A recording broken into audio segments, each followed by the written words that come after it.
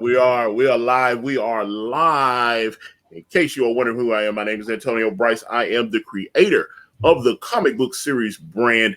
We have raised over $73,000, over 2,300 backers, thanks to the kindness of folks such as yourself.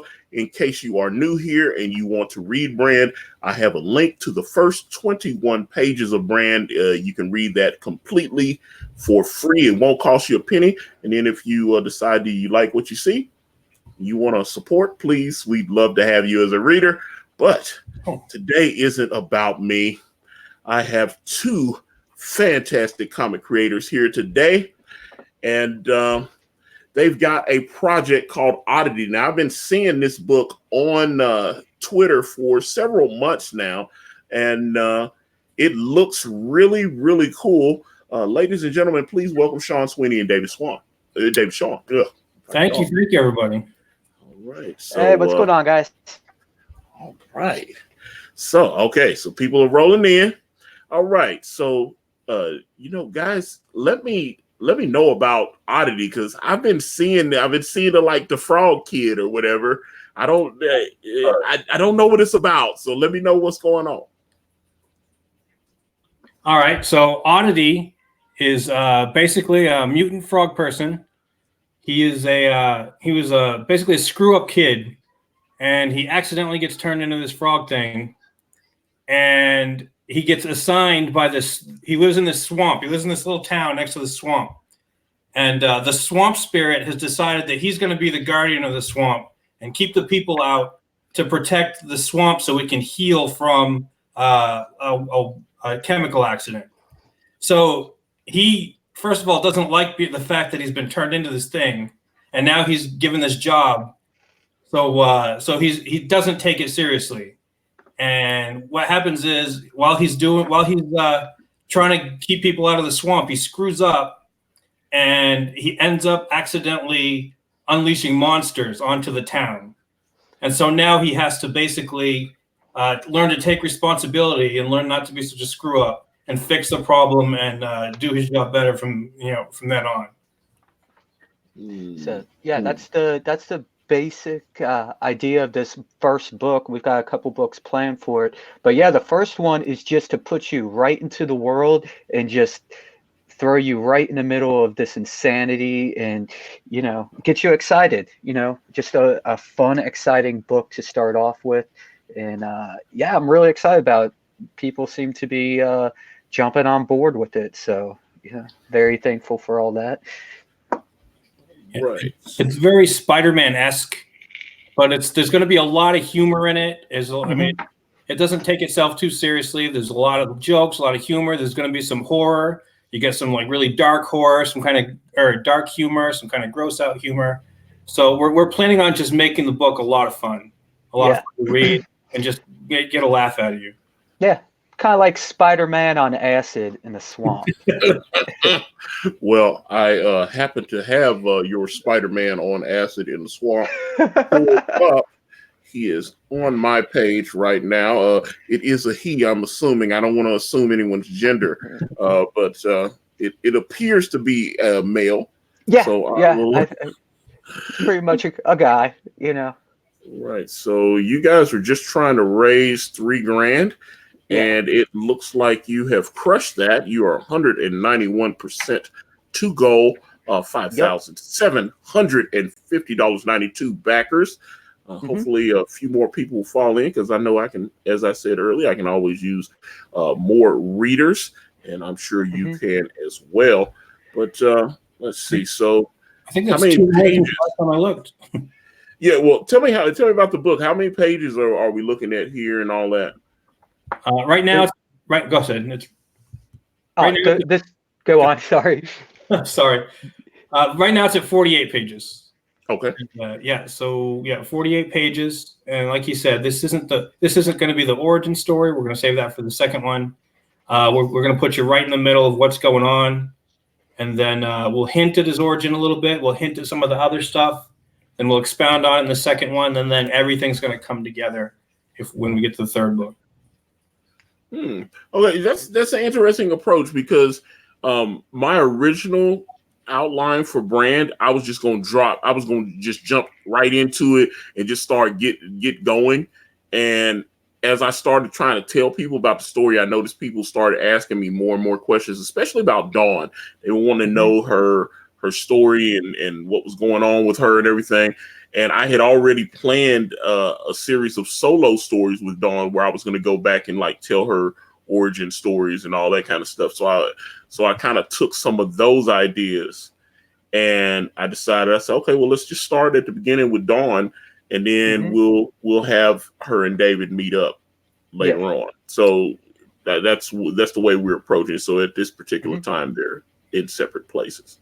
I like starting the story right in the action. I mean, not every story can be told this way. Some stuff has to start with the origin. But for this, I like the idea of jumping right into action, get everybody into it, and then by the end of the book, you're like, wow, that was really cool. Now I want to learn more about the characters. So then they're more to me, and in this particular situation, they're kind of enticed to buy the second book because we can promise them, well, now you're going to learn more about how it got here. Okay. And I'm looking at this particular piece here. Who's doing your colors on this? That's me.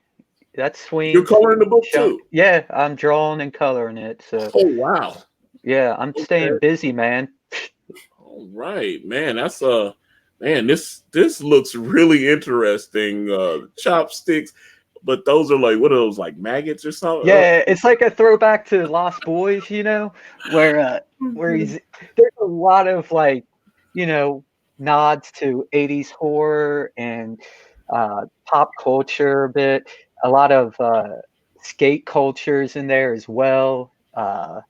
There's nods throughout pretty much everything in this book.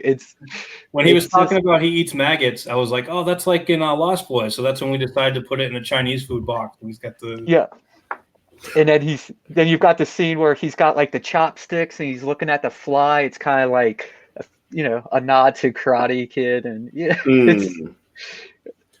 Okay, so let me ask you this, because like very clean art here. Is this digital or you work traditionally? What I do, this is all done. Everything I've done on this book has been on an iPad. Oh, okay. Like everything. And then what I do for original inks is I print out blue line of my inks. I print it out in blue line, on the Bristol board, and then I traditionally ink over it. So that's why I'm still able to do original inks and stuff like that. So all those original inks, like whichever ones are bought, those will then be laid over these colors. So I mean, it'll still be pretty pristine and clean and stuff, but just so that people know, it is the original inks put into the book. So okay, well let's actually look at your perks here, and then I want to kind of go back and get more into the creation side of it. So okay, sure. You got your first perk here is $10. It's a digital copy of the book, and you said it was 48 pages. So I've had some people say digital is bad. I've had some people say digital is great. I think digital has helped me. Digital has helped me make a lot of money. So I don't know. I'm debating on whether Way of the Gun will have digital, but it's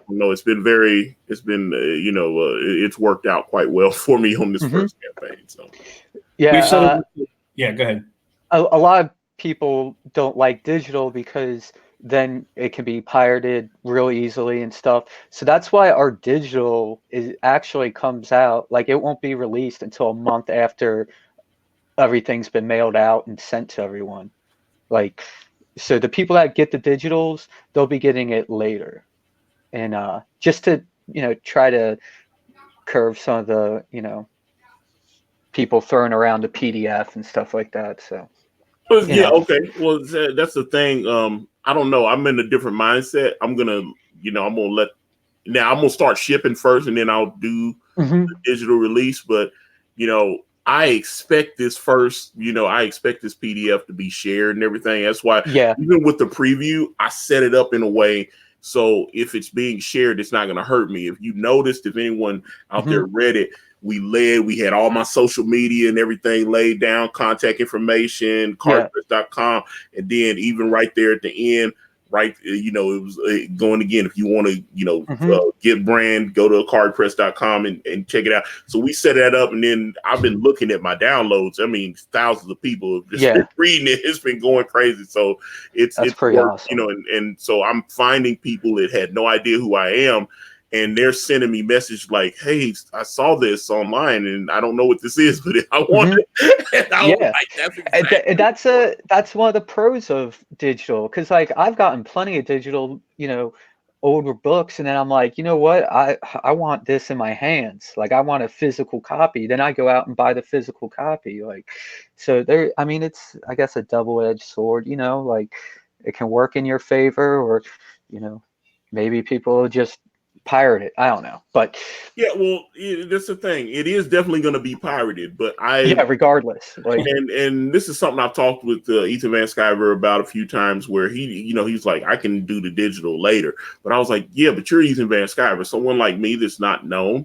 That digital is definitely going to help me. It's going to you know what I'm saying?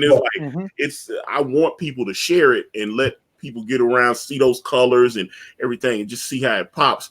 That for me, I'm using it to build word of mouth. So sure. I'm not losing on it. I've got, quantifiable numbers that have shown that I have raised over $3,000 just since the release of the PDF. Yeah, the digital. Yeah. Jeez. So yes, I know for a fact it's working, and people are responding to it. So I definitely don't discourage. That's why I'm saying, when you got numbers like that can back up, hey, this worked. Yeah, exactly. So you can't really argue with that too much. That's what I'm saying. Yeah, I mean, all the, to me, the most important thing is the new backers, because I was like, all the new backers that are coming in. So, more and more people, I've been doing a lot of advertising on Instagram and Facebook, and people are going and checking it out and reading. I'm getting so many messages, like people are reading. So, like I said, the digital really works for me. I've been told maybe not to do it on the next one, but I don't know. If it keeps working like that, I don't know. You might just have to stick with it. Yeah, that's what I'm saying. But ain't broke, don't fix it. But let's look at, you got another perk here. You call it the double download. I'm clicking on. Let's see, get both covers in digital format. Okay, so you're having more than one cover on this. Yeah, we've got Ethan. He's going to. He just offered it. Like he offered it out on Twitter. He was like, someone tagged him in it and was like, you should let Sweeney use your character for a variant cover. And then he hit me up. I hit him up on DM. I was like, are you sure this is cool? Like, because he was like, yeah, use Cyberfog. And so I hit him up on DM, and he's like, you know what, why don't we just make it a jam cover? I'll draw my character, you draw yours, and you can release that as a variant cover. And I was like, bet. Like, for sure, let's do that. So yeah, he went ahead and offered that, and I was like absolutely blown back. I was blown away by that. I was like, are you serious? So it's kind of like, it's kind of like having, going to a Clapton concert and him asking you to come up on stage and so it's intimidating. I got pretty you. honest, I was like, I love Ethan. He's an awesome. Yeah, he is great. Yeah, I love Ethan. So let's see here. Okay, $25.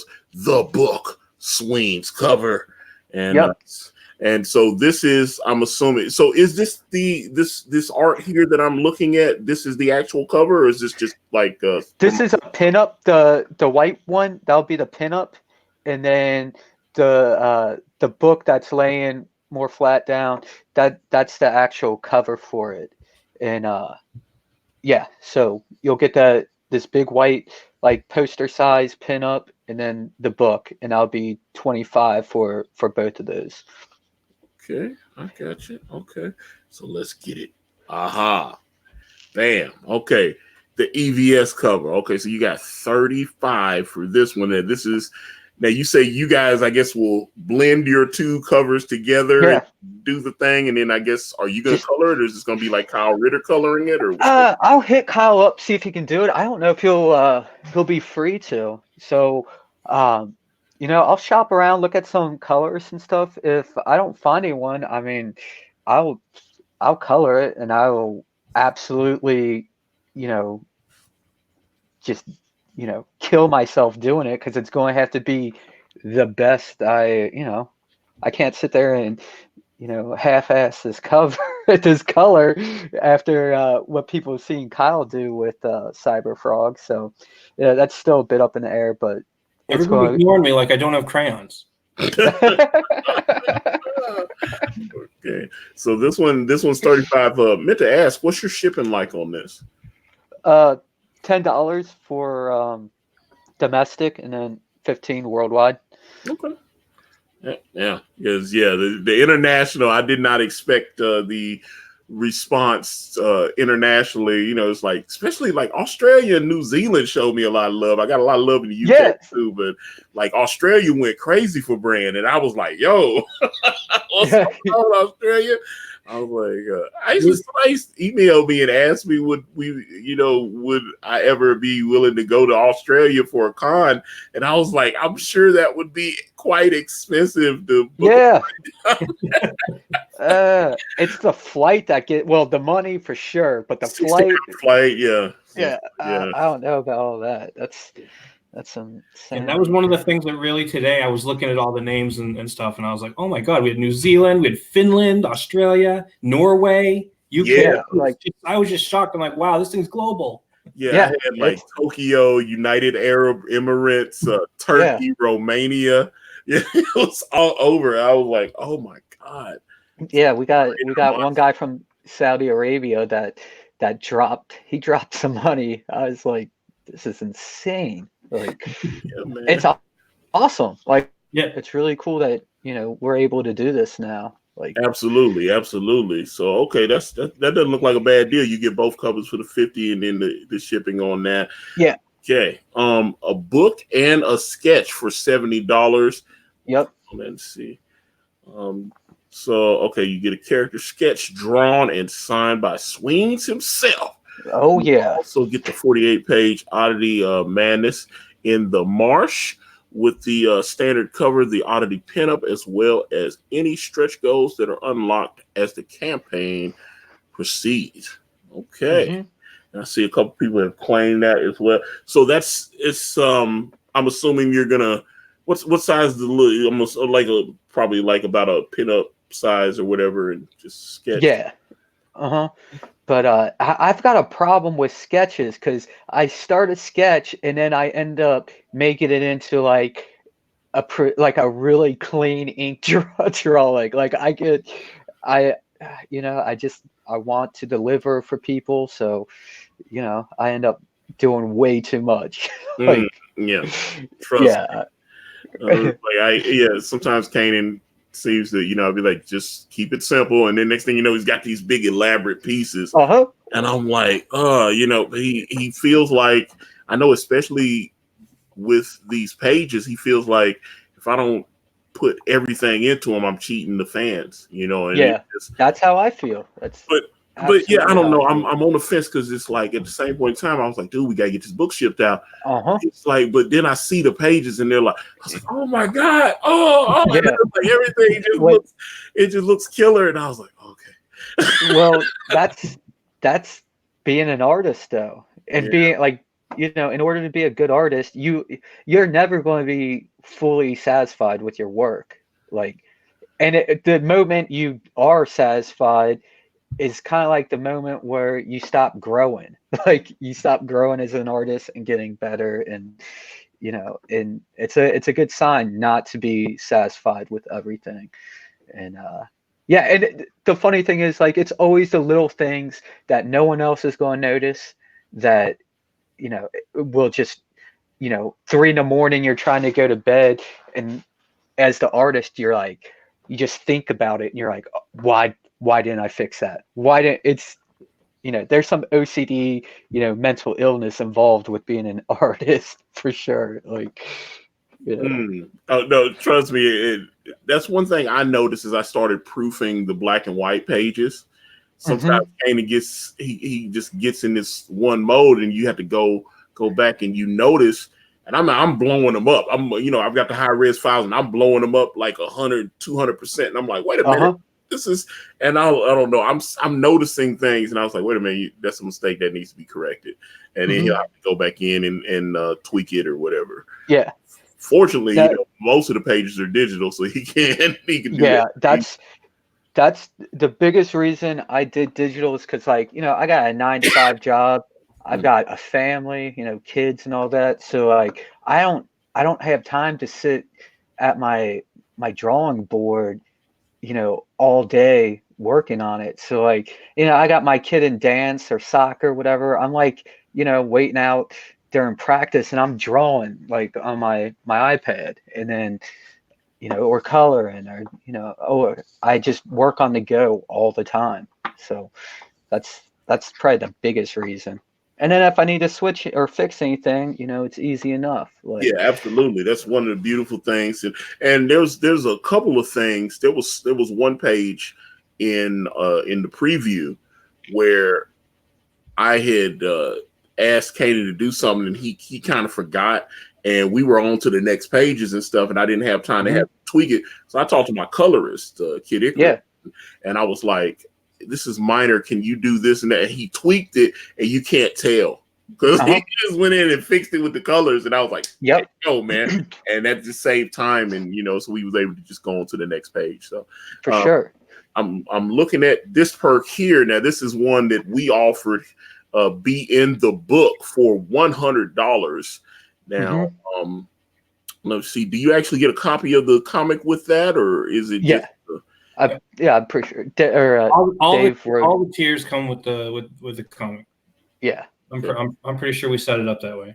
Okay, cool. But let's see. Looks like 7 out of the 10 have been claimed. Okay, so you're gonna be drawing some people in the. Yeah. Okay. Yep. And, how? Because I know you guys. I've been, because I know I follow. Sweeney on Instagram. And I've been seeing this like art for this. You've been working on this for months. Over a year, actually.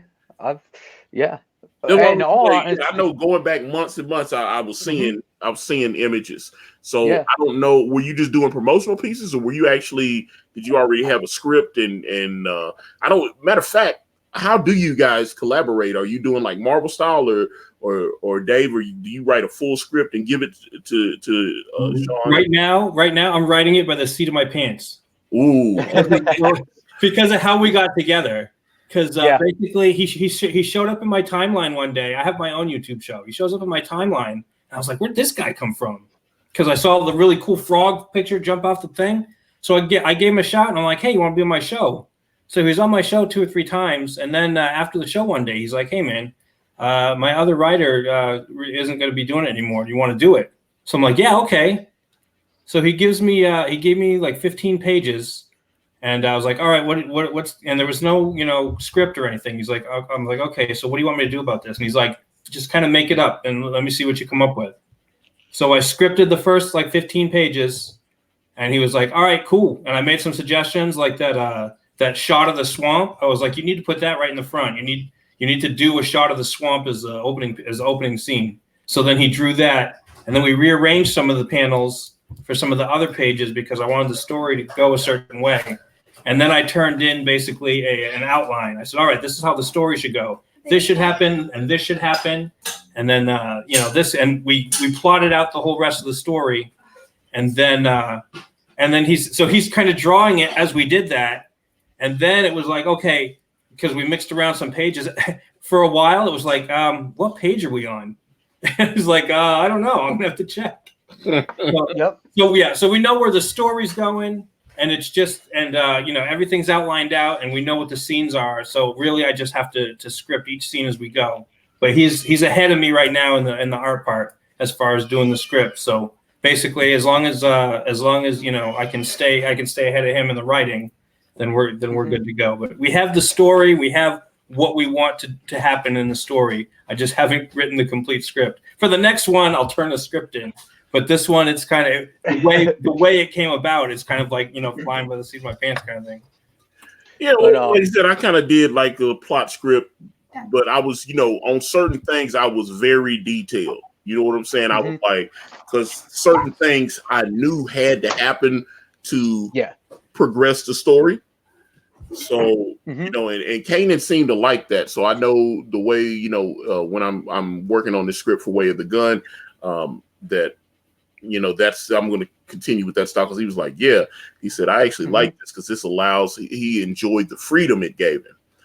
Because I trust him and I like the way he lays pages out, and his, it's always interesting to see how someone else. Like, I knew what the character was. I had a basic idea of the story, and then I just let Dave be creative and do his thing. I didn't want to sit there. First of all, I told him just do it because I wanted him to be creative and see how he views this, like how someone from the outside, not in my head, looks at it, and what kind of story you build from it.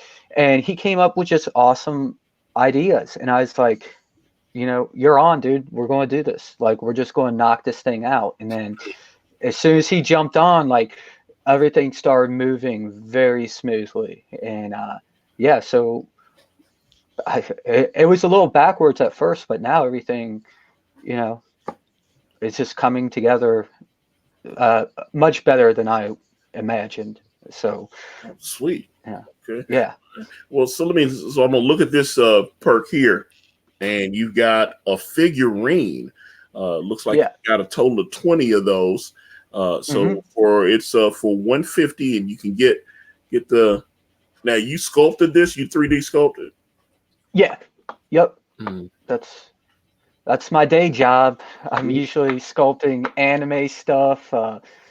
We used to have Marvel and DC. I've done all sorts of ridiculous things, and so I was like, I'm going to do my own character now. So that's what I did. I like that, with the tongue out like that, and So like when you do that, are you using some kind of plaster, or I don't know how the process works? This will all be 3D printed in plastic. So like it'll come out in color. So it'll be everything will be very cohesive color wise and print wise, of course. But we print out each piece. So like this tongue will be its own separate piece. When people get these, there will be assembly. Like you're going to have to piece together.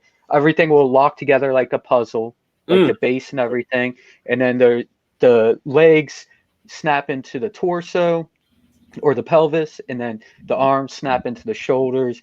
The head and hood snap on the top, and everything will just come together, and you'll have your your sculpture then.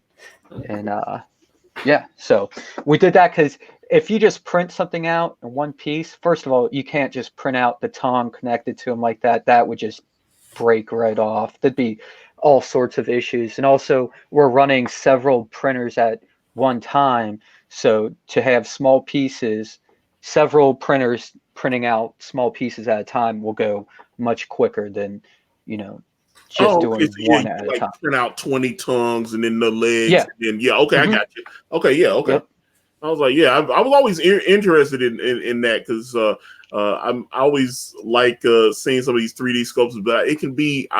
Someone had asked if I had thought about doing like a Santana figure, and I would love to have a sculpt of Dark Santana, but I was talking to a couple guys, and it was like, hey, you give me 3,000, you give me 5,000. I was like, oh, it's expensive, man. Like it doesn't come cheap. So that's why like our goal was so low, because I did all the art, all the drawing, the coloring, and the sculpt and all that stuff. So I'm like, I'm going to set it low because I just really, really wanted to have a book made. Like, I want money, of course, that's always good, but to actually have a physical book in your hands is something I always wanted to do. And All right. So, okay, we're moving down to, looks like you're getting into the bigger money. I'm all in the H tier. And so let me see what's all included: the Oddity pinup, the EBS variant, the standard cover, a Denal delay poster. Oh, okay. Oh yeah. Yeah, I didn't know that. Okay, Mm-hmm. so Denal came out with a little something for you. And then you get an Oddity sketch as well, and Yep. you get that for 300. You Mm-hmm. got 10 of those packs included so far. And let me. The thing about the Denal poster is that's a stretch goal, and actually everyone's getting that. And I was going to leave it out, and just because it's a stretch goal and everybody's going to get it, but it accidentally got stuck in there. But everybody will be getting that one. Yeah. Okay. Well, let me see. Oh, an original art page. You can get that for $300. Mm-hmm. You said that you're like printing out the blue line and inking those. Yep. Then I'll ink them right over. Oh, okay. Sounds great. And then go back in. And then you had the cover for 500, and it looks like someone had snatched that up before I could grab it. So there you go. Because I bought the Shinobi Sasquatch cover, which I'm very, very happy about. Which, by the way, I actually have bought 2 covers from Rob Willis. He is doing. Yeah, he's going to be doing a Dark Santana variant for Brand Way of the Gun. That's so awesome. Yeah. I am very. We were talking about it earlier today. I am very happy that he has agreed to do that for us, and was very happy when I saw the Shinobi Sasquatch cover. And yeah. So it just looked awesome. So that dude's amazing. That dude is an amazing artist. Yeah, absolutely. Yeah, and I talk to him, every once in a while. He's like, yeah, I could have done this better, that better. Yeah, well, I think his style kind of reminds me of like Sam Keith, maybe mixed with a little Stephen Platt, like a hybrid of it, like over accentuated, just really cool though. So I was just like, yeah. I was like, yeah, that when I saw that Shinobi Sasquatch cover, I was like, I got to have that. I can't believe it. And so let me see. So I had to make sure I snatched it up before anybody else jumped in. All right. Yep. So let me look in the chat. Time Traveler, registered trademark, says greetings from Zombie Nami-Con. Motion Comics Oddity is the standout of indie comics of 2019. Oh wow. Okay. Thank you, Time Traveler. He must know. Well, just hey, there you go, brother. I mean, hey, but I mean, people are responding to the book, and that's a good thing. I like seeing that with especially with independent comics. I think. We had it just started by being on Twitter and posting it out there and seeing where it goes, and people responded, so we just. Well, you got a cool character. The colors pop right off the page. Absolutely. Every drawing, it looks like a sprung rubber band. Every drawing is so dynamic, and that's it really just gets everybody's attention. And on that, I know you saw when you were showing off the book. There's that one picture of the trailer in the tree, and I've heard so many people like that picture is like iconic. It just stands out. It tells you almost everything about the book, or at least about the setting and the kind of tone of the book you need to see, and a trailer sitting in a tree. Yeah, it's absolutely ridiculous. Yeah, I loved it, man. I was like, yeah, the book looks really cool, man. I can't wait to see the Ethan cover with you two together. I think that would be really cool, man. I love Ethan's art. So I put out some tweets like asking people what they'd like to see, and one of the probably most clever ones was it was from Passion for Drawing. He said we should do it as like a Frogger, like both our frogs jumping over a highway, like cars wrecking around and stuff like that. I thought that was kind of cool. And then we bounced around like a 80s cop, like buddy cop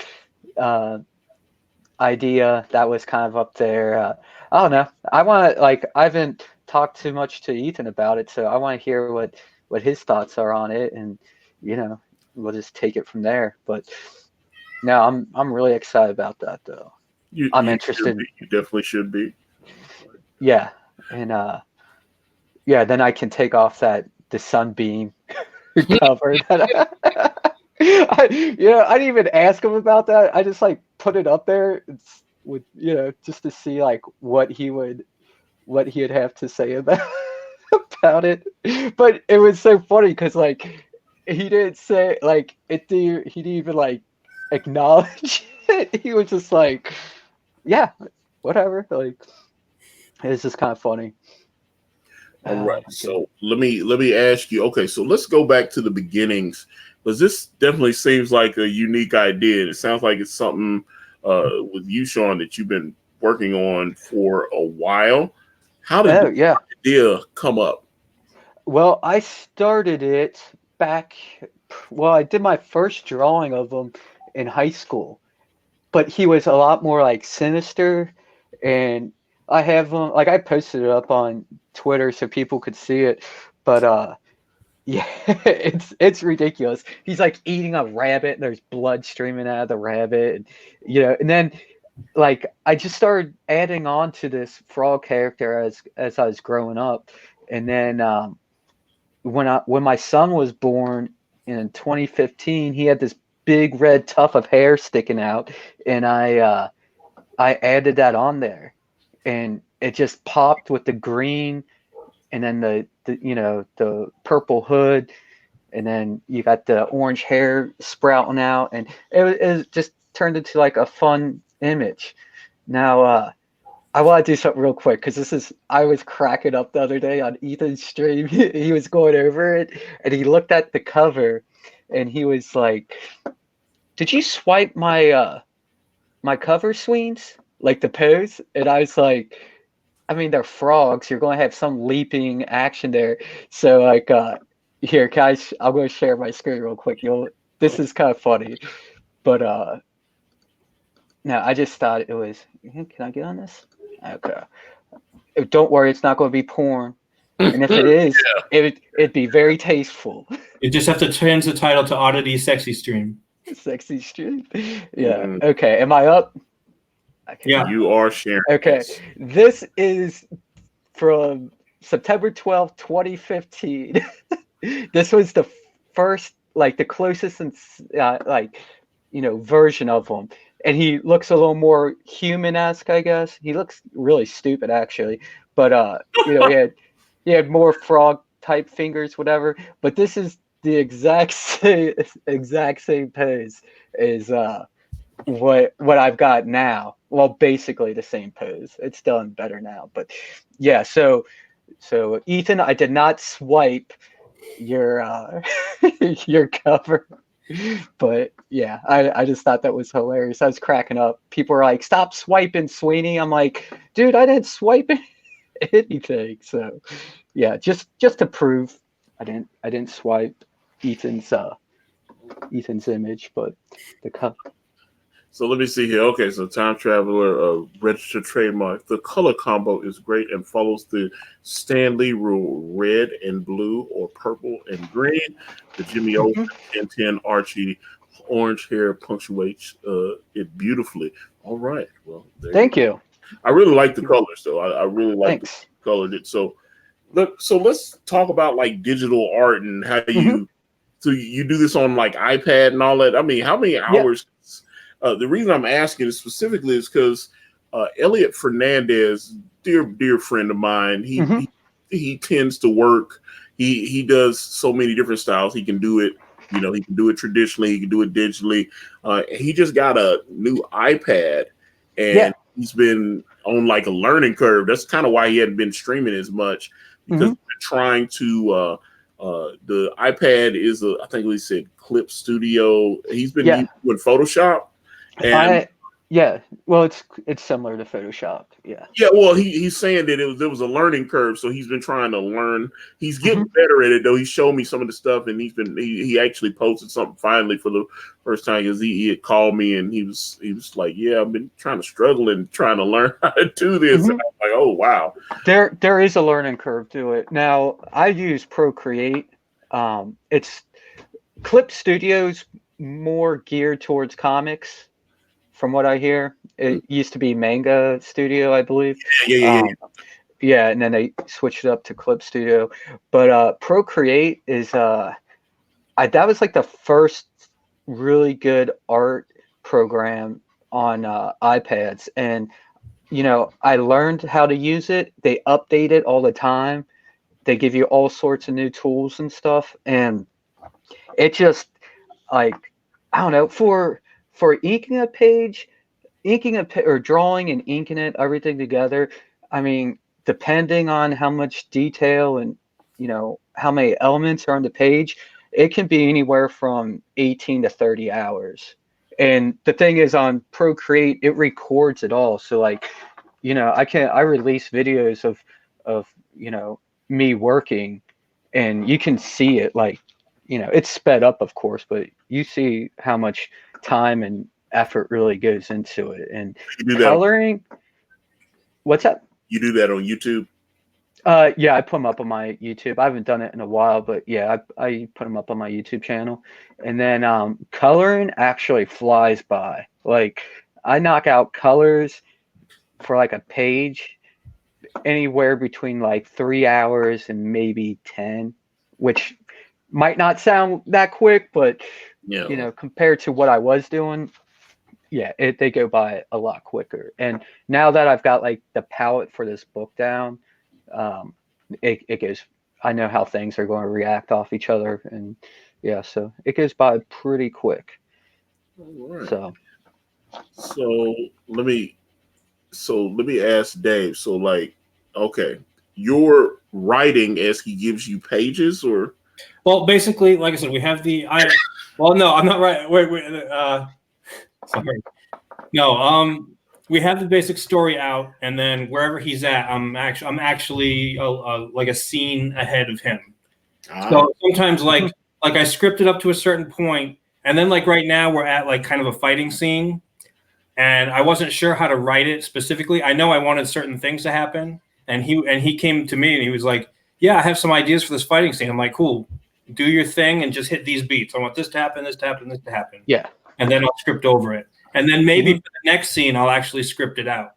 And then when we're finally done, then I'm going to have to script the whole thing over again anyway to give it to Eric Weathers, who's doing our lettering. So that he knows what to put in the things or whatever. But right now I'm just kind of, I'll come up with an idea for a scene. I'll say, okay, we're going to do this and this and this. And it's like, oh, okay. And then, and once I have the scene down, I'm like, okay, then I'll write that scene. And then we give it to him. And since it takes him, a certain time to write stuff, I know about how far ahead of him I am. Yeah, but it's cool because like we just get on StreamYards and we'll just sit there and like, go back and forth about, pretty much each page and like, how we want it to play out, what we want in there, which elements, and we just work off of each other. And then sometimes we've got like the exact same idea. It's hilarious. I'm like, then we're doing it. Like it's perfect. We're doing it just like that. And no, I mean, in the beginning it was a little rough, but now like we've got it all. Actually, it wasn't even rough in the beginning. That's an exaggeration. It was like smooth pretty much right off the bat. Like it just worked out. When you find a writer, or if a writer finds an artist, and they can get along and like be on the same page with things, literally, like it just makes things go by so much easier. And the way I usually work anyway, like I worked with eBay Canalis. We did just a little 4-page comic. There was another guy, Paul Dozier, I was working on another comic with, and unfortunately we had to stop working on that. Not for any personal reasons. He's a great guy and everything. But he just kind of had some health issues. But anyway, the way I worked with him, the same thing was basically even if I hand you a full script, I'll be like, okay, this is my full script. Basically, as long as the story gets where it needs to be, unless I specifically say this scene has to look exactly like this, then it's like, okay, these are mostly suggestions to the artist. So, all right, keep to the story. You're the art guy. You know visuals better than I do. Just make it look good, and and if I have an issue, show me the pencils first. But with Sweeney's, I mean, I don't have to see the pencils. Because we talk back and forth quite a bit. So so we know. I know pretty much where he's at. But for the most part, it's like, hey, maybe show me the pencils and we'll see. We'll make sure everything works. But for the most part, I trust the artist to do the visuals for it. Okay, all right. So let me ask you this, because I've talked about this a few times on stream. Sometimes me and Kaden do not have a meeting of the minds. We've had a couple of issues where like he and I mean, we both are very strong in our position. He feels like, well, I see it this way, and I was like, well, I see it this way. And we have to kind of find a way to work that out and kind of in the middle. Yeah. So I don't know if you guys have similar experience though. I mean, I've done a few like short little things for people that never went anywhere, and they were like micromanaging every single panel and everything, and it just took away from any of my creativity like in a panel, or it sucked. I hated doing that stuff. So that's why I was like, I'm just going to start it. Like, I'm just going to do this book. Like, I'm just going to do it. And then I was planning on writing it. And then my brother jumped in for a little bit. And that didn't work out. That's why Dave is now here. Because, when he first had his writer back, he's like, oh, my writer backed out and I need somebody to write the book. On that stream, he was wasted. He was totally crashed. I got hammered. Yeah. I was talking to him when he was totally drunk. He's like, yeah, I like your stuff and you did this and that. And I was like, oh, that's cool. Yeah, I agreed. And then when we were off the phone, I'm like, yeah, what happened was he got in a fight with his writer. And then by the morning, he's going to be sober and everything's going to be good with his writer again. So I really didn't expect for him to call back. And then a couple of days later, I was like, yeah, we still on? He's like, oh, yeah. Let me send you the pages. So. Yeah. And then we just did it. Yeah, it was a funny stream. Yeah, that sounds like something I need to look up. All right. It's somewhere on Dave's page, I'm sure. Yeah, we had Shinobi Sasquatch and Monster MD on that night. Yeah. Okay. I've had Von Klaus on, and that was a fun stream. It's like, I think Dave might have been the only sober one by the end of that stream.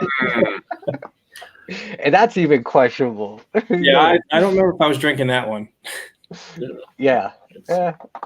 On Friday, Saturday nights, it's like, the kids are asleep and, let's stream. Let's have some drinks. All of a sudden, you're knees deep. You're like, whoa, what am I doing? Talking about Castle Grayskull or Snake Mountain. Don't tell me we got He-Man fans in here. That's because I love He-Man. Oh yeah, yep. I'm an '80s guy, so grew up in the '80s. So yeah, He-Man, but I was pretty young when He-Man came out. But yeah. I was like 10 when He-Man came out. Yeah. That I'm originally from Cincinnati, so my dad worked at Kenner, like during the Star Wars years, and Silverhawks and Mask and all that stuff. Yeah, so that Netflix thing, the toys that made it, where they did the Star Wars thing and they went to the Kenner store. Yeah, I love that. Look, I talked to my dad about that and some older guys that worked there during the time, and I was talking to them about that show, and they were all like, man, that was garbage because those guys weren't in it.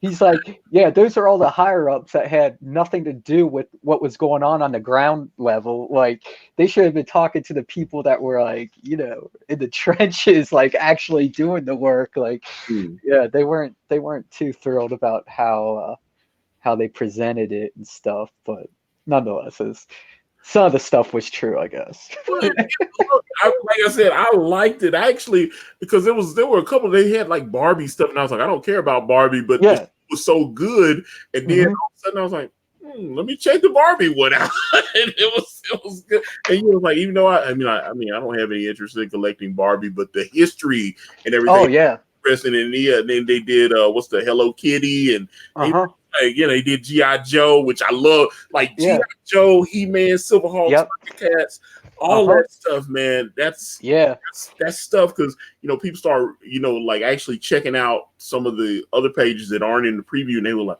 oh, I get it. It's like, because I'm telling you, there's like a lot of like anime, manga influence in brand.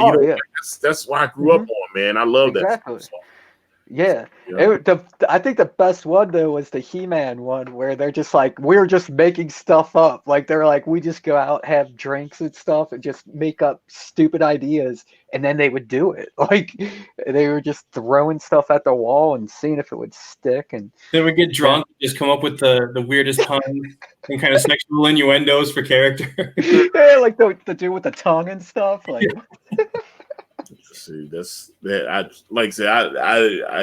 love like toys and pretty much all the hell. I even watched Jim when I was growing up. It's like I watched Jim.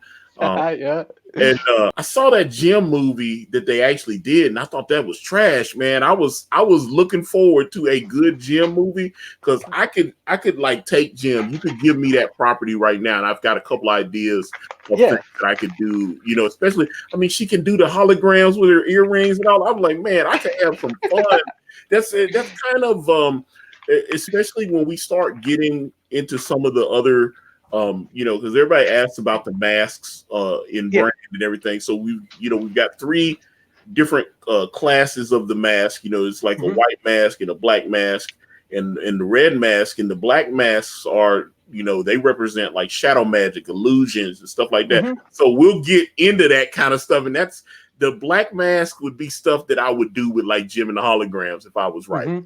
It's like when I start doing that kind of stuff, when we start getting into like like shadow magic and stuff like that, it'll be really similar. Because I was like, I used to love I was like, yeah. And then so I was like, when I watched the movie, I was like, they didn't understand. Although there was a friend of mine, his wife was a huge Jim fan, and she saw the movie and she was disappointed. And I was like, to be fair, if you managed to get through the whole movie, by the end of the movie, they had set up the holograms, they had put synergy together, they had the misfits, they had all of it. But I was like, why would you take all that time and waste it doing that? And then like you do like a little tease in the end credits. I was like, no, that shit's cool, man. Make it all happen now. Because you pretty much with so much what they call it, exposition, you had so much of it that it was just too fat, and he was like, cut it out and get to the you gotta cut the fat out, keep people entertained, and give the people what they liked about it. Too much explaining and all that. That's, I don't know. Yeah, they're like, oh, we've got to go and find this piece of the thing here. And it's like I said, by the time they end up putting a little thing together and it was like, hey, I'm synergy. I was like, okay, but it's the end of the movie now. Yeah. The second book. Yeah, and I'm like, you're acting like you're automatically going to get a new movie. Yeah, and you over-explain shit, and to the point where you're not going to get another movie.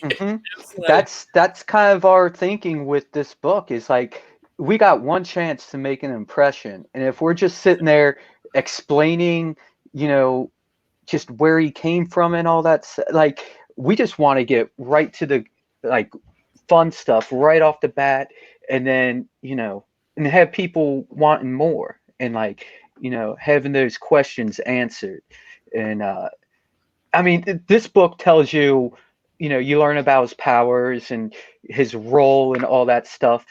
It gives you enough to know what's going on, but we also, we want it exciting, and we want to catch people and show them like, look, this is an awesome book. It's going to take you back to, the Ninja Turtles. It's going to take you back to Swamp Thing, Toxic Crusader. Those 80s, just fun everything had green slime in it. Remember that period where there was no explaining anything. It was like green slime is going to make you turn into something, like something gnarly. And that's what we're doing with this. Like, we just want it to be a fun, gnarly book. And You know what? I actually, when you said that, it made me think. I don't know if you remember, if you're a He-Man fan, when they brought the Hordak and the Horde in. Yeah. They had the claw thing. It was like a slime, the slime thing. It was supposed to the secret of the ooze or whatever. They it was so you like strap He-Man or one of the other characters in, and this skull claw would come up and clamp them in the position. It'd be like, and then all of a sudden the in, and then you would pour because you had a little castle attachment together, and you would pour the slime onto his head, and then it's like it would just ooze out of the thing's mouth and drop onto like Skeletor and Man at Arms and all that stuff. And then it was like I had that. It was like I don't know, like $30. I think my mom bought it, and I was like, oh man, I had it. And I had so many He-Man figures. Me and my brother. Yeah, I loved He-Man and G.I. Joe. He-Man, G.I. Joe, and the superpowers. I had all of, it's like, I remember I was talking to Ethan. I was talking about the ones I had because I had Darkseid, Superman, like Darkseid, Superman, Flash, Green Lantern. Yeah, these were all Kenner back in the 80s. Yeah, love that shit because the Darkseid. And actually, I've noticed maybe this is a character flaw, but I've noticed because they say, "Oh, you're too old to be liking these toys now and stuff." And I go today and I'll look up for I try to go back and get those things from my childhood that made me happy. So exactly, and I was like, that's the Darkseid that I had. It had a little red plastic disc in the back of his head. Yeah. So his eyes would light up. Yeah. So you could like hold him to the sun or whatever, and it would shoot, and make the red light go through his eyes. Yeah, love that thing, man. I saved up to get it, and I was like, had Thundercats figures and stuff. Man, I love that shit, man. Man. And I'm like, I enjoy stuff like that. I still got some Star Wars in plastic cases and stuff like that. It's like, my dad got me all the original Star Wars. We had I think it was the short snaggletooth that never made it out on the market or anything, or it was the tall one. One of them didn't make it out in the market. We had that. We had the RoboCop, the Boba Fett with the rocket launch. Like the one that we had all that stuff. And when I was like 8 or 9, I found them. He had them all hidden in the basement. They were all in the packages and everything. And me and my brother were like, what are these things? We just started opening up. We lost all the pieces. And then we were taking them outside and we're like burning them and putting black cats on them. Like, Wait, hold on. Swins, we're done. I can't be with you anymore. I know. That Boba Fett probably worth like thousands and thousands of dollars. I know. Yeah. Exactly. I've seen that guy. I don't know. He's been on like Comic Book Man. He owns like a Star Wars museum where he has like all the different toys and merchandise. And he has, and he says he has the largest Star Wars collection outside of Lucasfilm. Whatever, and he's been featured on multiple Star Wars TV shows and stuff. They go in his house. I think he's in like Indiana or somewhere, and they've gone in his house, and he's got like whole rooms set up with it. The collection is worth like over $3 million. Yeah, and he's got everything in that house but a wife. Yeah, no, I haven't seen the missus, but I was like, he's a very wealthy man. But I was like. I would love to, because I've seen him, like I said, I've seen him at least on 10, 15 different shows. He gets featured in documentaries all the time and everything. When they go in, and I remember he was like, this action figure is actually the Japanese production line figure. And he has all this stuff. And I was like, how do you get this stuff, man? He's like, this is actually a bootleg prototype that was made over in Mongolia, and then and he has all of. He's like, it's not rare, but he said it's very highly sought after on the collector's market. He said it's worth about $3,000, and I was like, whoa! I was like, it's a bootleg. worth that He's much. going around doing some dark back alley stuff for that. Okay, so Ted Zagaro says Rancho Obi-Wan. Is that the name of the place? 'Cause like I said, the guy, he's been on all these different Yeah. TV shows. There's him, and then there's a guy that he rebuilt the bridge of the Enterprise in his home. Oh yeah, I've He seen was that. in the Snickers documentary, and I saw that. He was in there, and he had all that cool shit in it. He's like his shower was like the beam up port and everything. I was like, and I mean, it looks so real. Everything just like he spent at least $300,000 or $400,000 putting this place together, man. And I was like, how I don't know. Like I got a lot of dumb toys and stuff like that, but I didn't spend, $300,000 or anything like that. There's no way. Like, oh yeah, and it's like I also watched that. I watched that Star Wars Theory channel. I know he's got like over 1 million subs. Maybe about 2 million now, but I mean he has over 1 million subs. And I know Lucasfilm, it came over after him after he did that Vader film, which was cool as shit. By the way, that little Vader short film he did, I was like, yeah, and I know he's doing another one, but they worked it out. I mean, obviously, they let him come back. But I mean, someone that actually loves it. Like the guy loves Star Wars. He's not going to sit there and ruin it. Like, well, I've noticed that Star Wars is different under Disney than it was under when George Lucas. You know what I'm saying? And that's why a lot of people it's like George just don't give a damn anymore. He just like checked out of the shit. It's just like shit all over everything he did. And I was just like, oh man. I just you have, I think Star Trek and Star Wars, they have such passionate fans. And that's what made it valuable. That's what made Lucas, Lucasfilm such valuable property that Disney would offer like $4.5 billion to purchase it.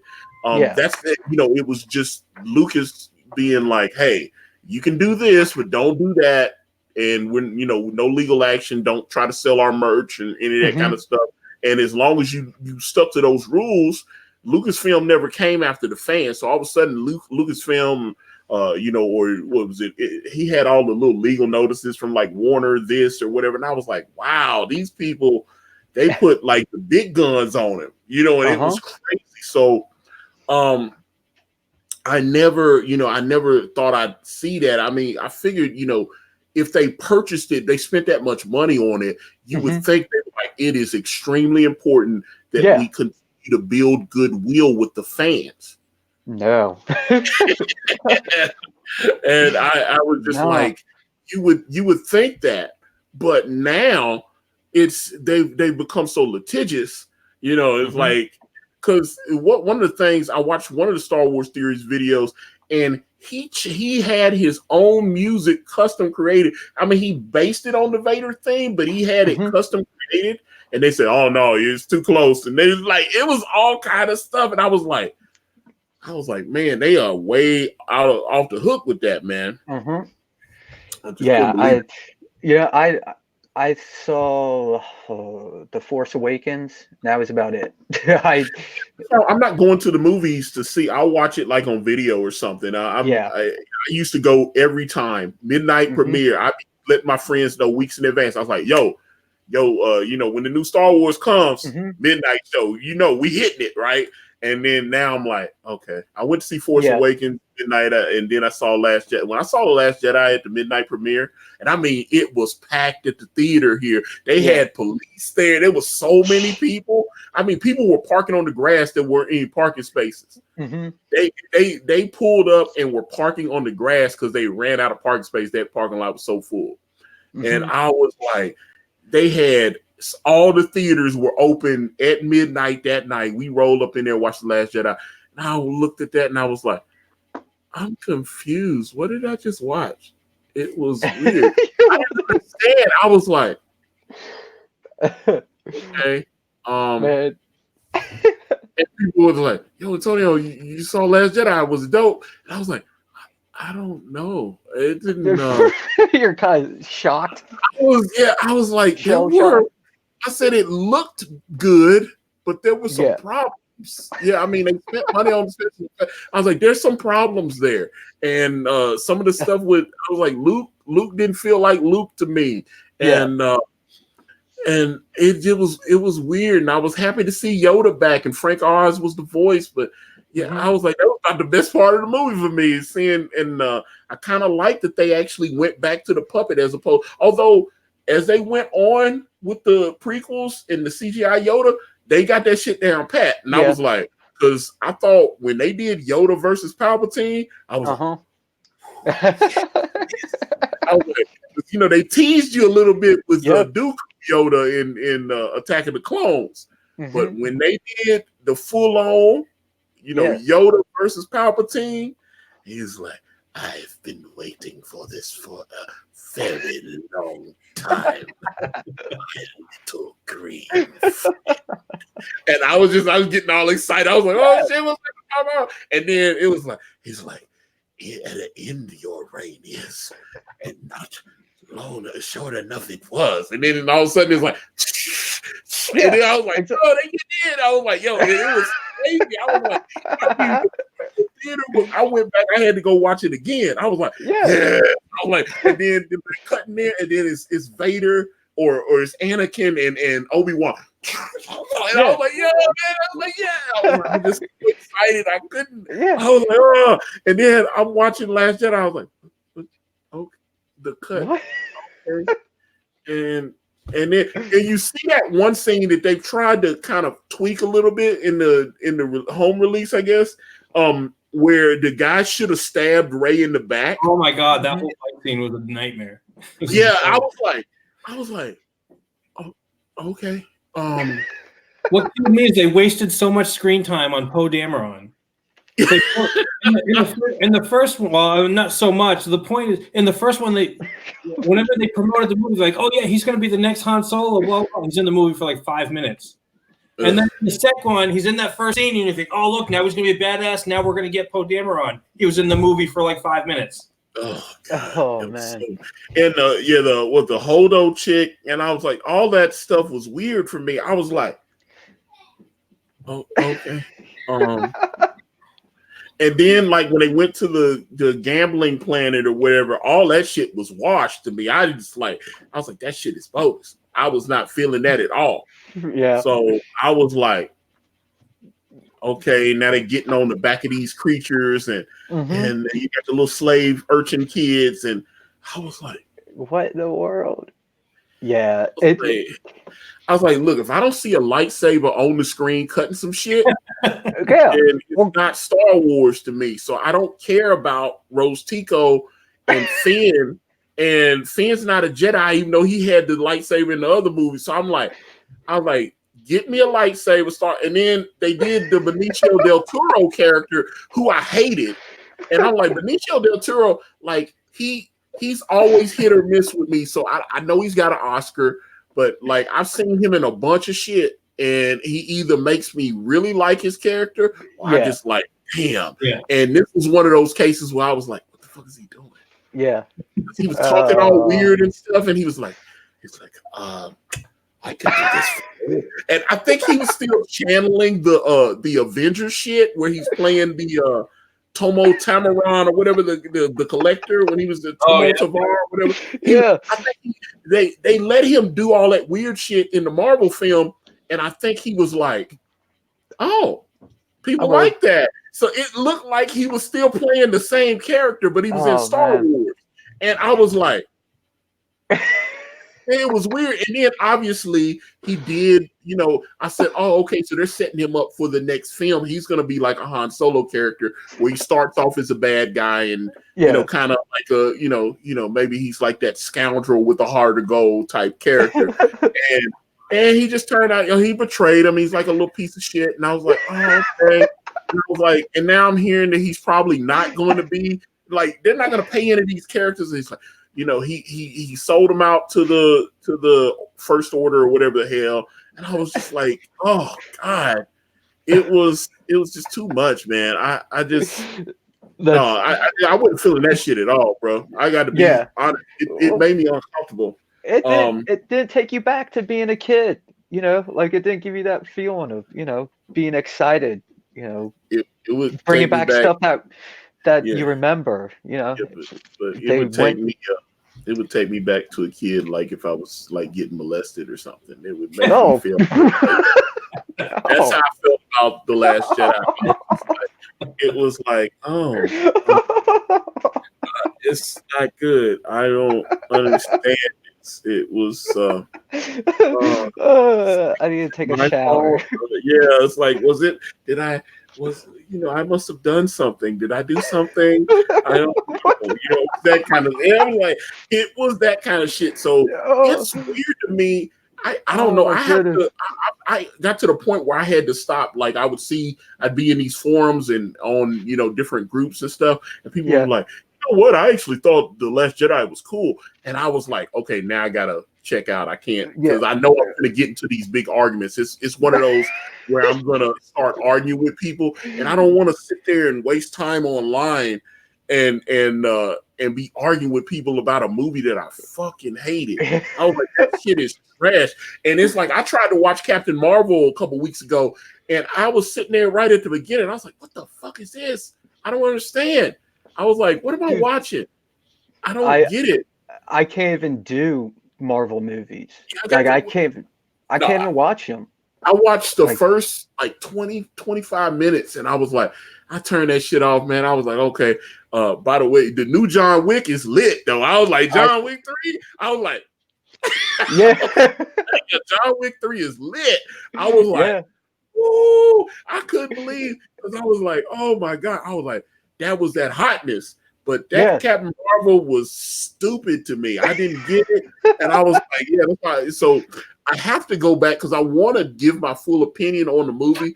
So I have to suffer and make Yeah. myself watch it. But I'm like, okay, so I have to sit through it. But like I got through about 25 minutes and I was like, this shit is pissing me off. And then I went back and watched the Avengers Infinity War, which I thought was the hotness. I loved Infinity War. I thought that shit was dope.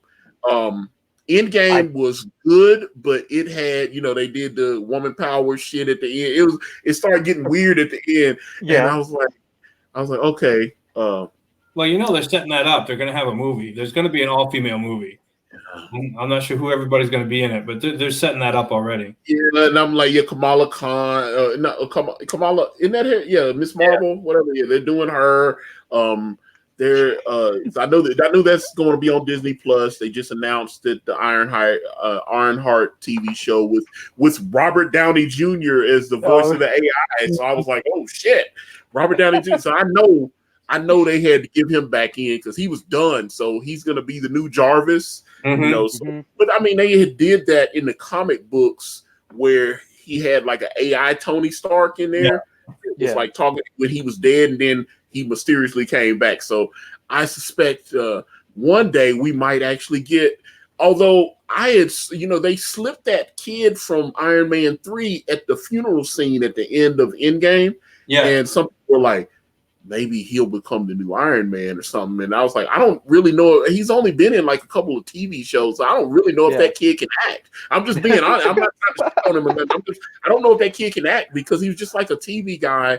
And then when they threw him in that one scene at the end, he was just like, it was so many people in the theater. We were all watching. They was like, okay, that's They made a point of showing him, and then I was like, who is that guy? Everybody, it was audible in the theater. Everybody was like, who the fuck is that? They didn't know who he was. Now I'm like, that's what's so funny. Now, when I realized when I went, I had to go home and Google it. And that was one of the trending things on Google. People were like, because I went to the midnight show, and everybody was like, who the fuck was that kid at the end? And I actually Googled the kid at the end of Endgame, and it was so many people had searched it, it came up automatically. They knew exactly what I was. That's one thing about Google. They knew exactly what I was looking for. And it was like, because I know it was audible. It was very clear in the thing. Everybody, what the fuck is that? Everybody was talking to each other like they didn't know who he was. And when I realized that it was the kid from Iron Man, I was like, oh shit, okay. I was like, okay, oh my God. But I mean, think about it. Nobody knew who that dude was. Yeah. Nobody had a growth spurt and shit his ass and grown 17 feet tall. I'm like, I don't know who your ass is. Who is you? I was like, you probably walked into your house and said, "Hey Alexa, I just saw the Endgame movie," and then it just would have popped the name right up. I was like, because I noticed comic. I got the comicbook.com. I get their mailing list and stuff. And they were like, who kid at the end of Endgame? And I was like, yeah, because I had no. I was like, oh, the kid from Iron Man 3.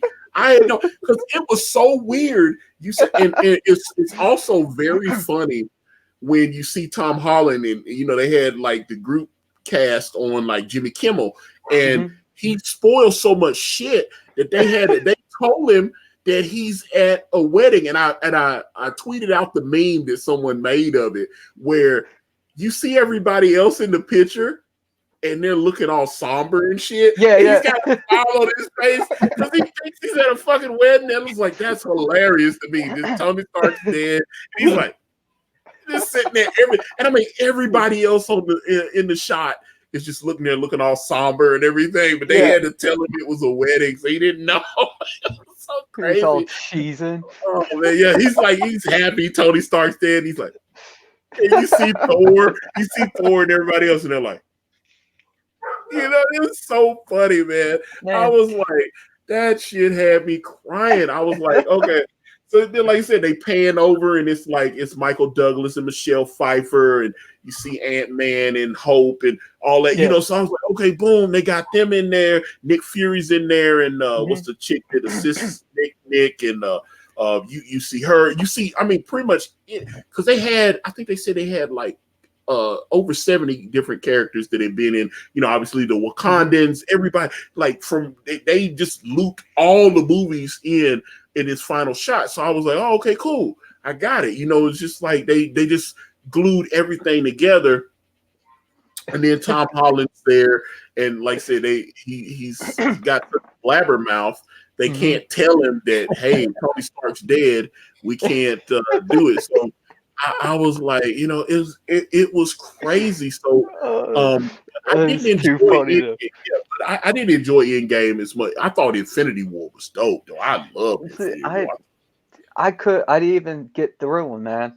Like visually, it's great looking. I just couldn't there's something about movies that just doesn't. I don't know. All these comic book fans always are like, give it a chance. I'm like, I sit there and then like 20 minutes in, I'm like burned out. I love the art. Like I love the, with comic books, like when I was a kid, I didn't even read them until I was older. I just drew everything I saw out of them because I just gravitated towards the art.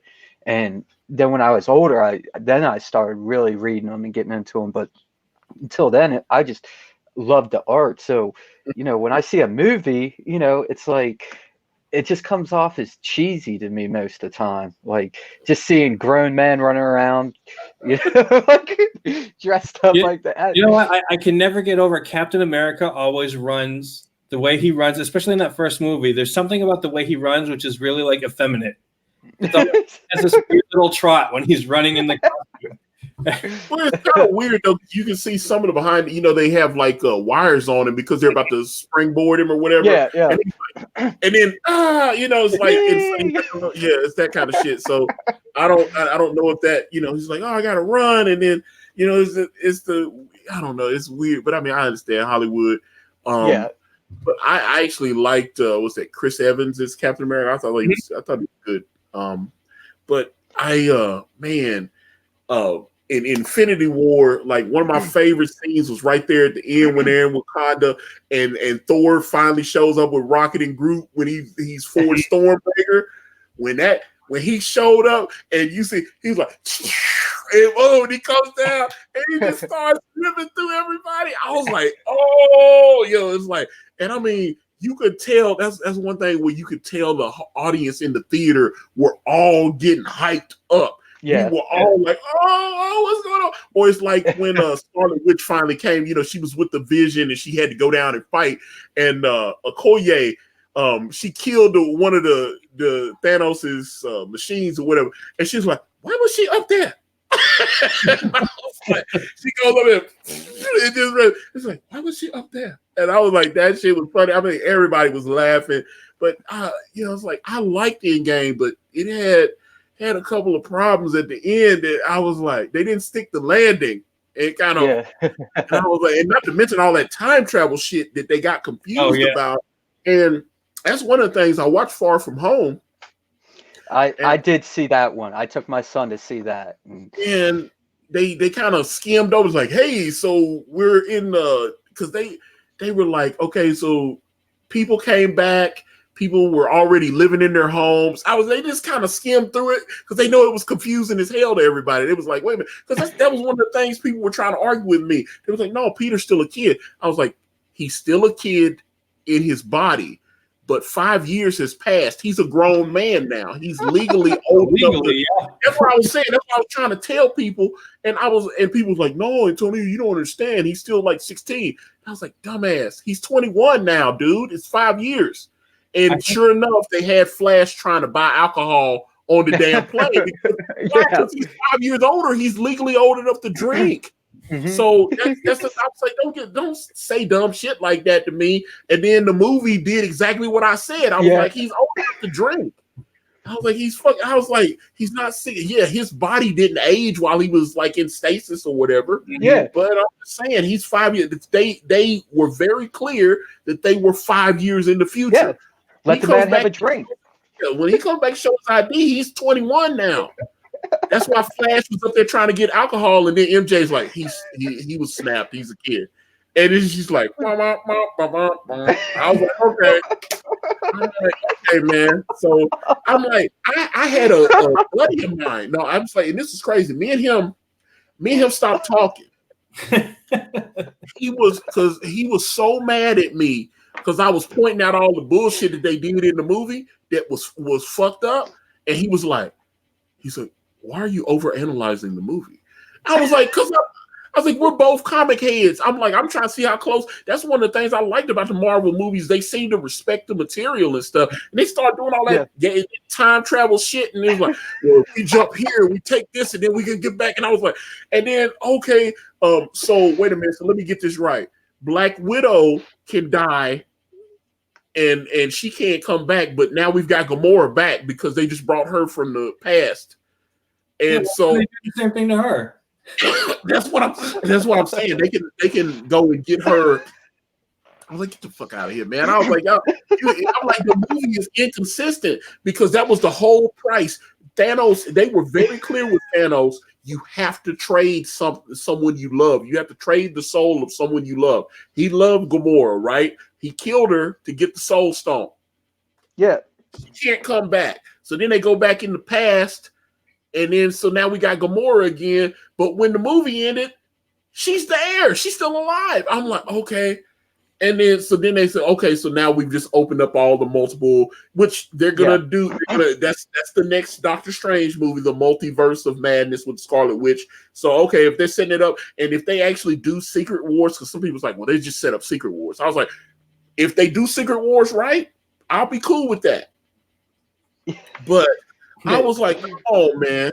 I was like, oh, I could not believe it, man. I was like, the movie doesn't even follow its own rules. They break their own rules when it's convenient for the plot. Mm-hmm. Yeah. Like, you know. That shit pissed me off because I was like, okay, so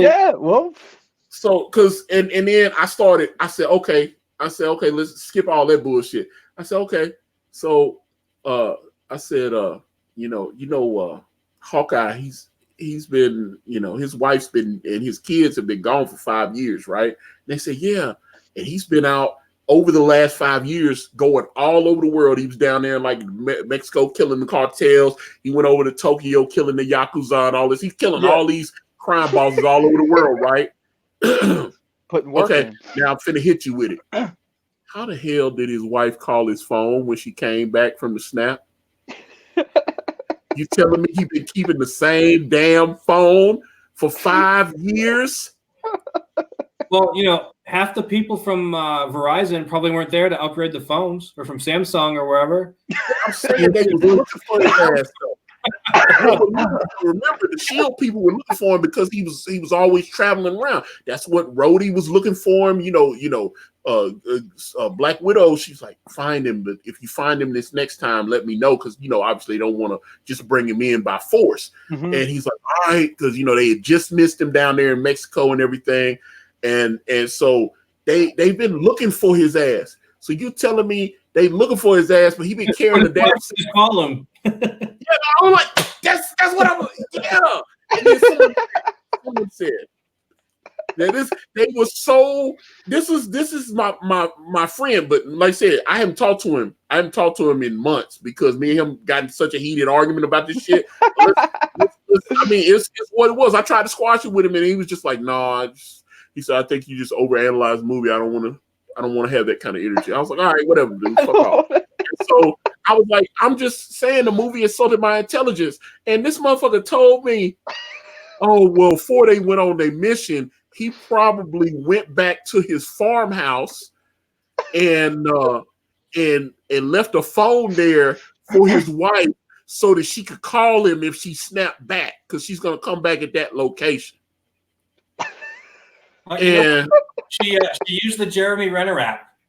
She used the Jeremy Renner. Because I was like, if you go into that much trouble to make up excuses for the movie, then you own that bullshit, and that's what it is.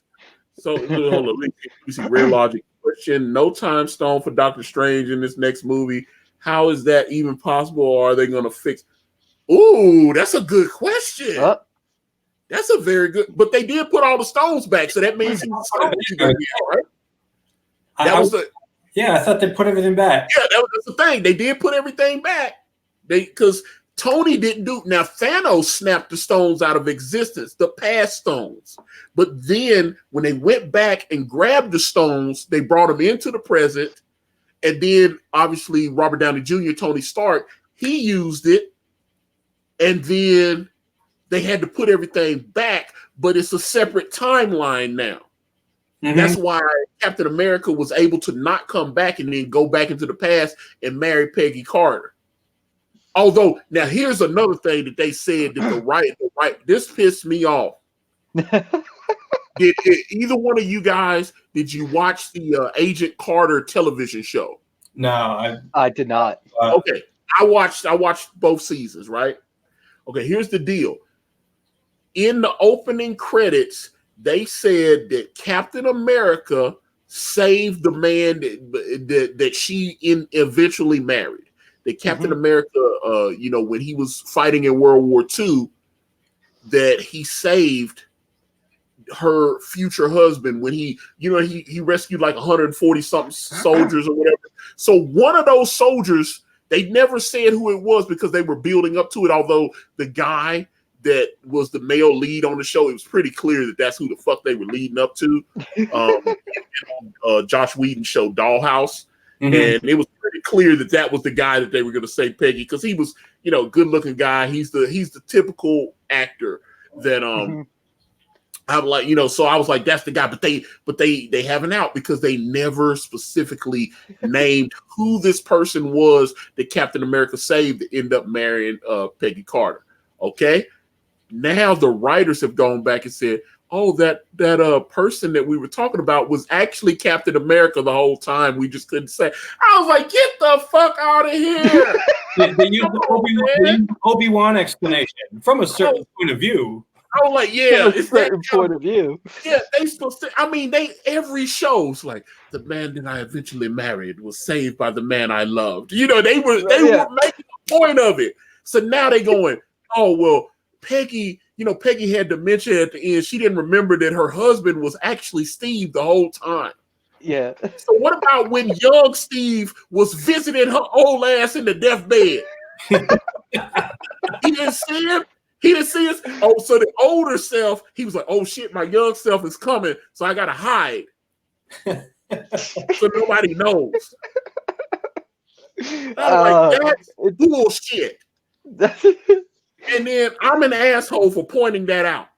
And I'm like, they made a point of the opening credits of mentioning the fact that Captain America saved her husband. Now, when he went back in time, did he stop being Captain America?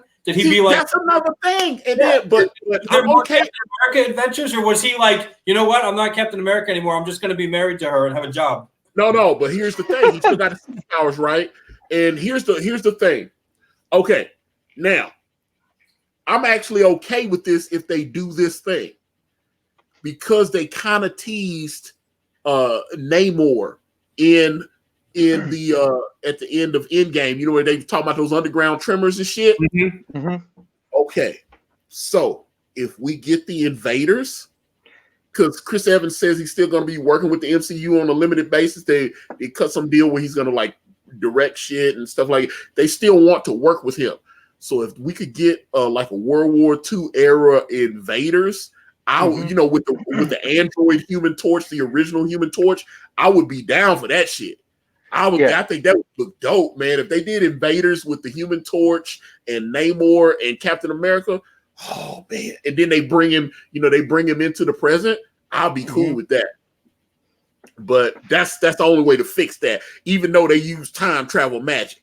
And let me see, Rare Logic. Don't get me started on Captain America, the most selfless guy, the most selfish at the end, breaking timeline rules so he could go and be with her, potentially changing her original time. And I was like, yeah. I was like, they were like, oh, hold up, this is funny.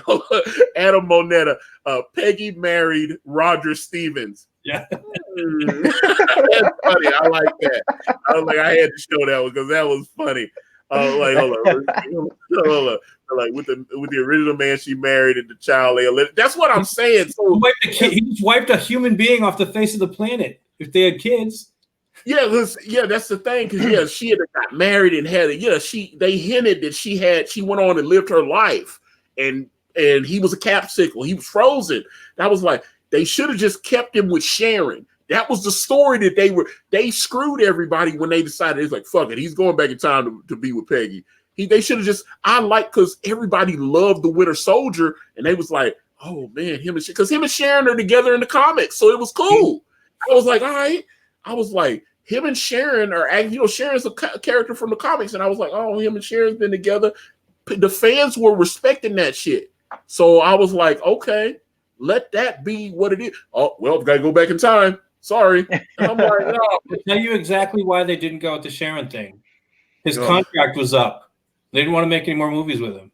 I was like, he didn't want to be Captain America anymore. So that's why they did that. Yeah, that's some dumb shit. Did I miss your video on this? Some of my videos got flagged a couple months ago, but I actually did a live chat after I went to see Endgame. It might still be up on my on some of my streams. You can look on my playlist and stuff on the comics playlist.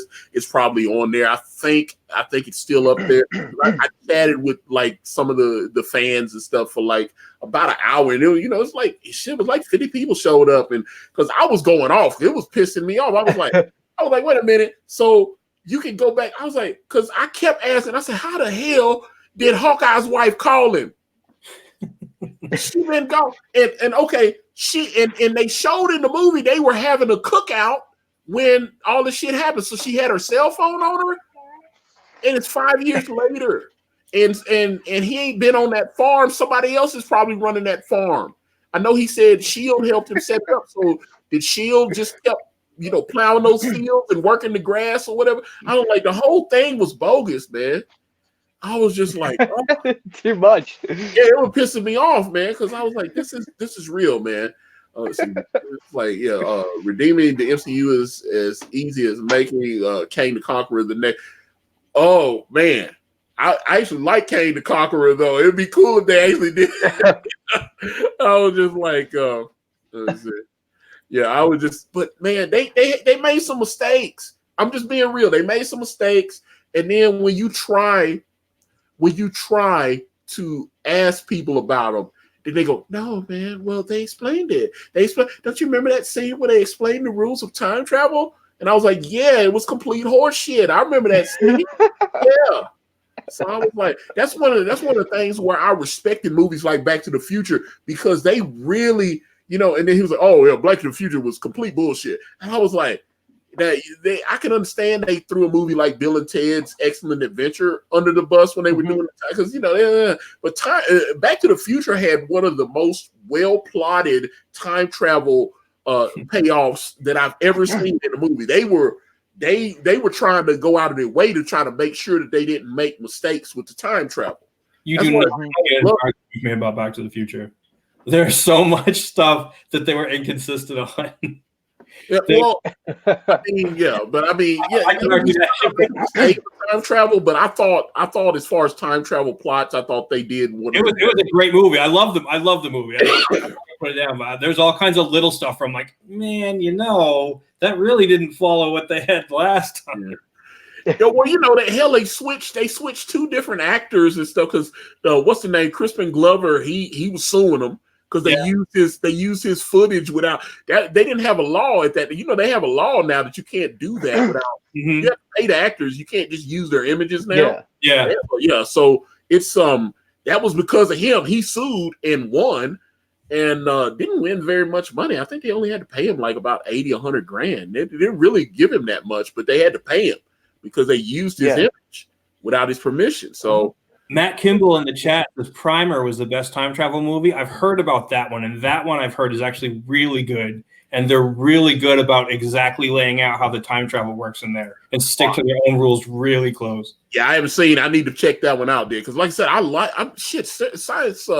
science fiction to me. I love it. especially if it's well done. I actually like a movie like Time Cop. I thought Time Cop was dope, and and one of the last movies Jean-Claude Van Damme was actually really good in.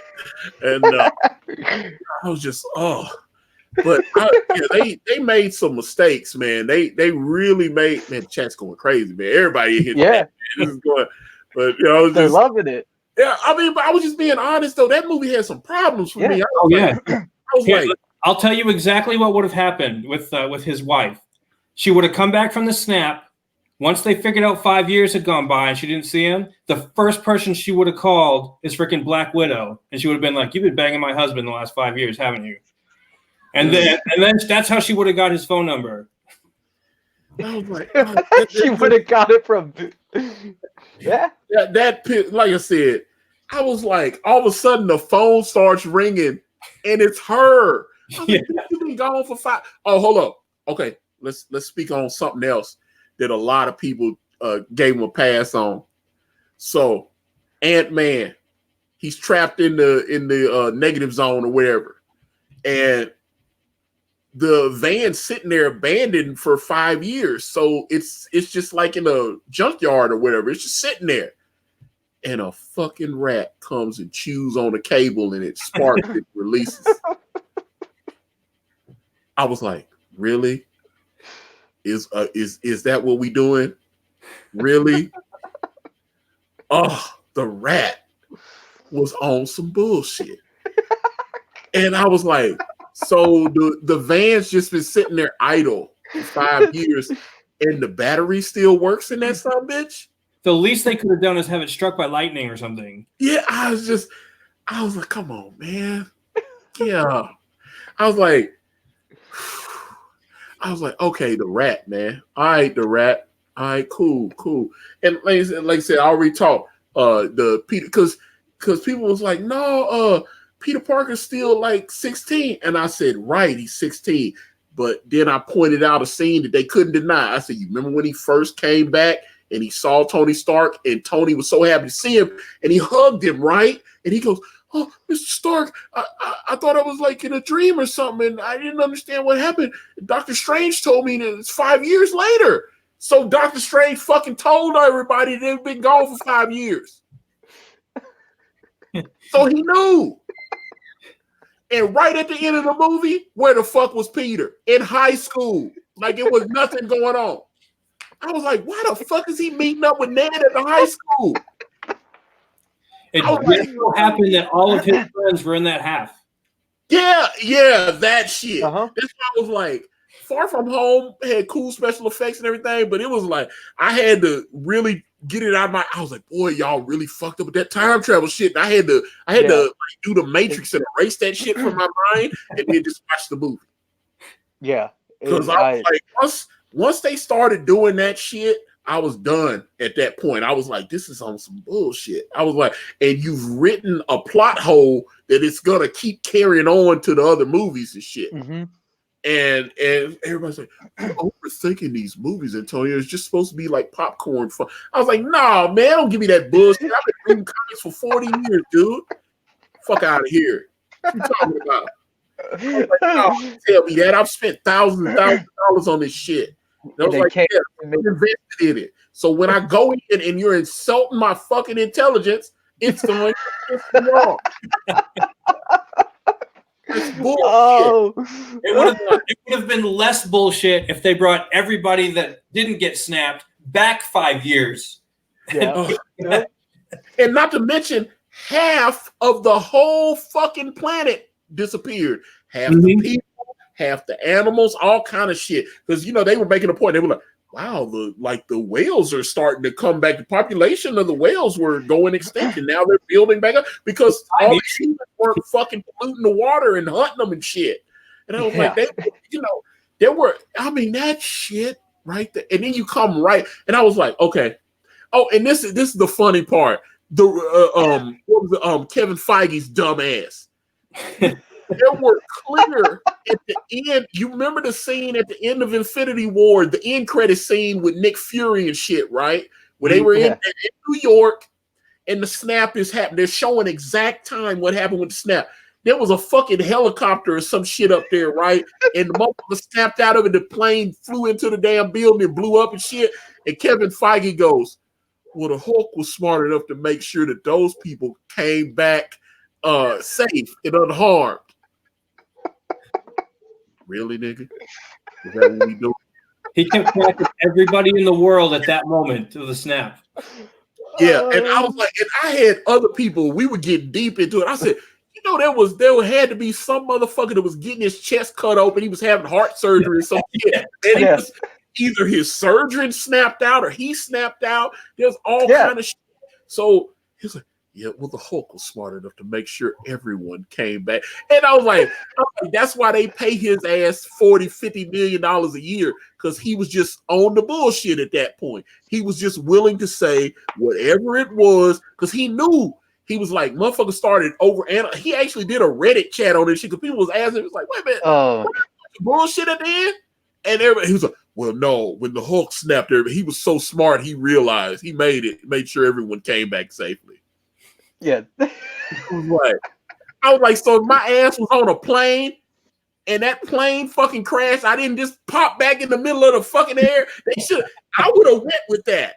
I'm serious. If the Hulk snapped and they just had motherfuckers falling from the sky, like, oh shit, I would have just went with that. I would have been like, oh, this shit is lit. And I would have just kept eating the popcorn. I was like, that would have been real to me. Because they had motherfuckers driving, and then all of a sudden they snap out, and then they go, oh, in the cars, and then crash. So you telling me that the Hulk was able to have, we got over 7 billion people on this planet.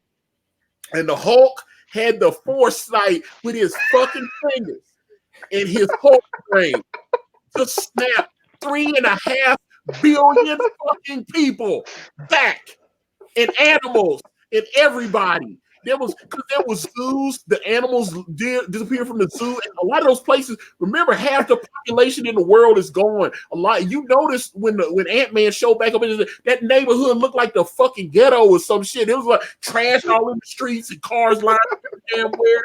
So you to get the fuck out of here. That's bullshit. You know what would have been funny is when they bring everybody back, you have half the people from the plane are inside the skyscraper, and the other half appear right outside the window. So, I'm just telling you, I want carnage. I want fucking civilization to have ceased. I want motherfuckers to have gone back and de-evolved like 100 generations. I want that shit to look like the fucking Road Warrior. I want like chain gangs. It's like there is no government. I want complete and utter bedlam. Yeah. And then snap comes back, and I'm telling you, you see body parts flying through the air, people that had their chest cut open or whatever they were having surgery. I want all that. Oh God, all the intestines falling out. If I'd done that, I'd have been like, I'm fucking with this movie. This is on some real shit. I would watch that. I would definitely watch that. But I would watch a whole movie of just that. Like this. We're gonna call this one the accident or the consequences, and then you show all of that shit, all the weird stuff that happened around the world when people just plop back into existence. But that's just me though. Like I said, I'm not trying to be an asshole, but when you insult because like I said, I thought Infinity War was such a masterpiece that then all of a sudden they just shit the bed all of a sudden. I was like, because I thought he snapped his fingers. I thought there was going to be some real consequences. And I was like, oh no. Kevin Feige goes, oh, the Hulk made sure everyone came back safe. Then why the fuck did you show all the planes crashing and all the cars crashing and shit? That was they showed that for a reason because I was like, oh wow, this is crazy. And then all of a sudden he was like, oh, the Hulk made sure everyone came back. The Hulk. Because you know what? I think about a show like The Leftovers. I don't know if either one of you ever watched The Leftovers on it was a David Lindelof show. I know what you're talking about. Yeah, okay. Yeah.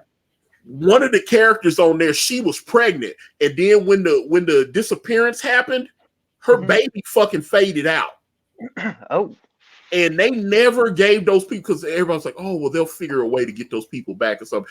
They never. And when you finally find the last episode, and the one chick that had lost her kids, there was this group, they had figured out where the people went, and she went into the other dimension, and she saw her kids growing up and shit. She actually went over there, and then, but her husband had found another wife over there, because it was only on the Leftovers, it was only like 2% of the population that disappeared, and animals and all that shit. So she went over there, and it was like a pocket dimension. They had the same buildings, and it was like mirror universe, but they only had 2% of the world's population in this other universe. And so she said she went over there, saw her kids and stuff. They moved on without her. She just visited with them, and then she decided, she was like, well, the guy that created the machine that I used to come over here, he was one of the first people he was the first person to come over here. So he's over here. So she said she spent a couple more years looking for his dumb ass, and she found him, and she was like, I want you to send me back to the other universe. And he was like, you just spent all that time trying to come over here. Why the fuck you want to go back? Because she was like, I don't belong over here.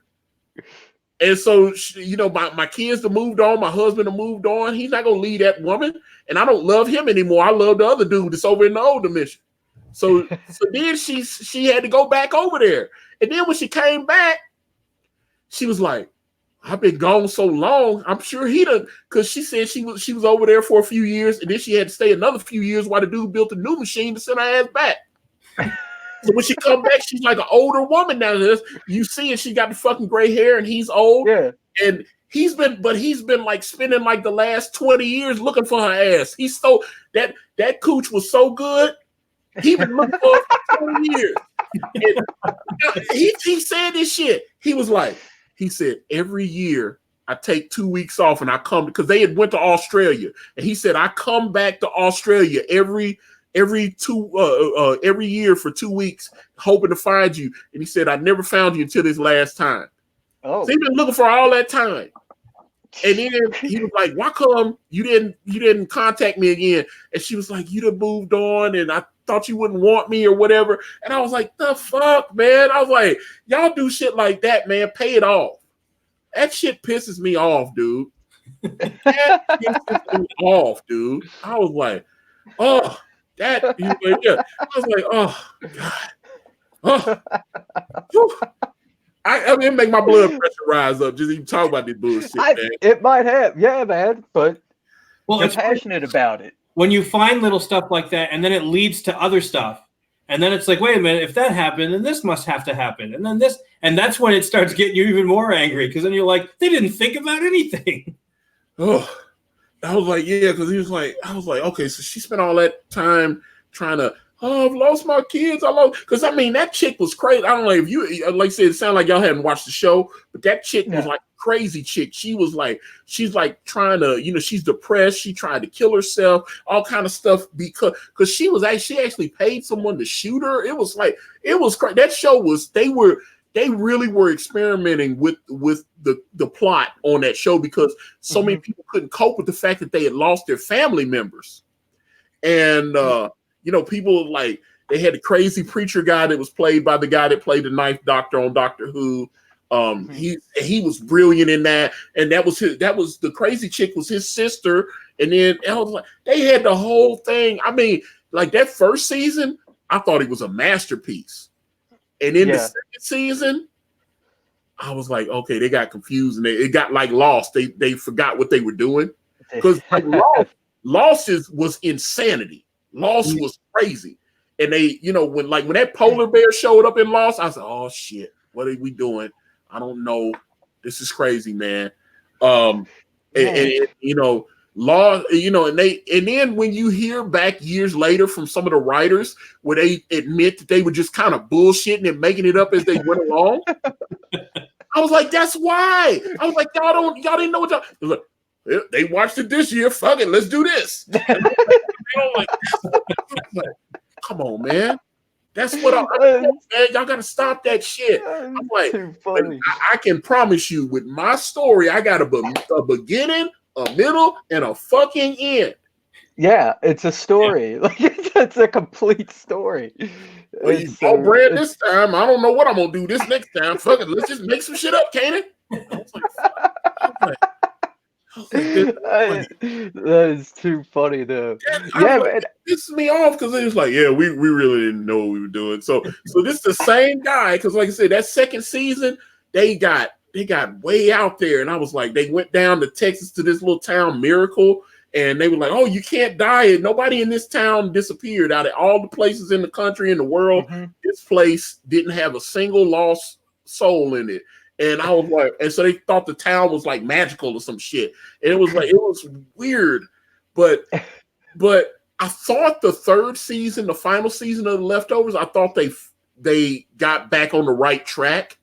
And so I hated it going into the third season. I said, third season was actually pretty good. So the first and the third season I thought were A-okay. Second season, they didn't know what they tried to get too crazy into it. So but yeah, Damon Lindelof is an okay creator, but man, they lost their way on that shit, man. I didn't know what the hell, and that's what I'm saying. When you start doing all this, plot device, time travel shit, because there was some time travel shit I started to put in the brand, and I was like, boy, and I started thinking, I was like, I gotta make sure if we do the time travel shit that it doesn't, you know what I'm saying? That it doesn't get crazy. That makes sense. It's gotta be cohesive.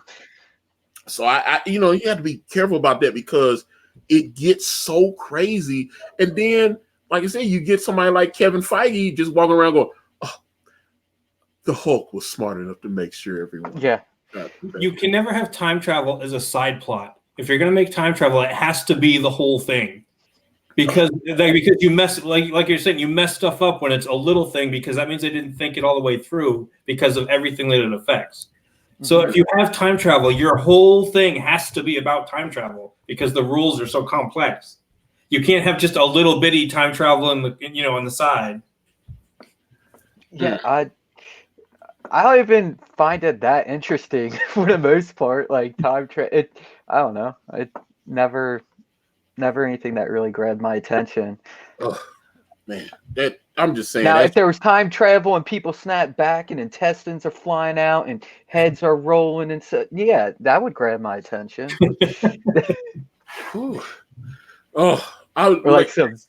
I don't know. So, like, because J.J. Abrams was a producer on Lost, and I agree with this this quote from Time Travel. He said, "Way too much J.J. Abrams style shining people on," and I was like, "That's the thing. I don't." Because I thought Force Awakens was okay. It wasn't great. It was very similar to A New Hope. And then Last Jedi was like a turd in the punch bowl. And I just didn't get it. So I thought they went a little too far with it. And oh man, I just that shit pissed me off though. So that's it. That's it. I'm not, I know I'm not always right, but I've had heated debates with people about shit. Like I was like, because that's the way they did the time travel. Avengers Endgame, I thought was on some bullshit, and I gotta be, and then they had to try to explain it because they knew they confused the fuck out of people, and they were like, "Oh, the first few minutes of Spider-Man: Far From Home will address that." Yeah, and I was like, "All right, man, all right." I was like, yeah, and I was like, and that's what I think. I need to watch it again, but maybe cut through those first few minutes because, like I said, I have to ignore that time travel shit because it took away from my enjoyment for that movie because it was such a turd from the other movie, and it carried over into my enjoyment of the new movie. Mm-hmm. I was just like, okay. All right. Oh man. Yeah. Hey, Shawn, you guys have been awesome, but I thoroughly enjoyed this. Yes, I have enjoyed talking to the both of you. And please, gentlemen, let people know how they can reach out to you. Let them know about your social media, all that kind of stuff. All right. Okay. You can find me Indie Dave Comics and on Twitter. And also, you can find me on my YouTube channel where I do almost I interview creators and we talk about different stuff and so my YouTube channel is the same thing, Indie Dave Comics. Yep. And you can find me on Twitter, on Instagram as Sweens_07, and always just posting up art and throwing my book out there, yeah. All right, man. Like I said, I thought this was a great stream. Yeah. There was some parts of it I think would make some good individual clips. I think, dude, I tweeted out like Captain F-Head was like, Antonio's on fire, and then we tweeted out, and then like the chat doubled, and people were like, yeah, he's on fire. Like I said, people just started showing up. It was dope, man. But like I said, we had great conversation. I enjoyed it. Yeah. Your book looks great, man. I wish you both a lot of success with this. I think it's we've got a couple of projects on Indiegogo right now that I think are just outstanding, and I've got more creators coming on. I've got a interview on Sunday, and then I've got people coming on Tuesday. And I was like, so we've got. I want to keep showcasing, great creators like yourself. And I really enjoyed the conversation. I appreciate the time that you have come on, and this has been fantastic. So, thank you for having us on your platform, man. All right. So, all right, guys, we're going to wrap this one up. But if you want to reach out to me, I'm on Facebook, Instagram, Twitter, and right here on this YouTube channel. Everywhere is at Akari Press, and if you type in AkariPress.com, it will take you directly to my Indiegogo campaign for my comic book series brand with the phenomenal Kanan White. We're on Teespring. We're on Amazon.com. The links to those are in the description. Guys, get out there. Back Oddity. I'm out. Later. All right, later, guys.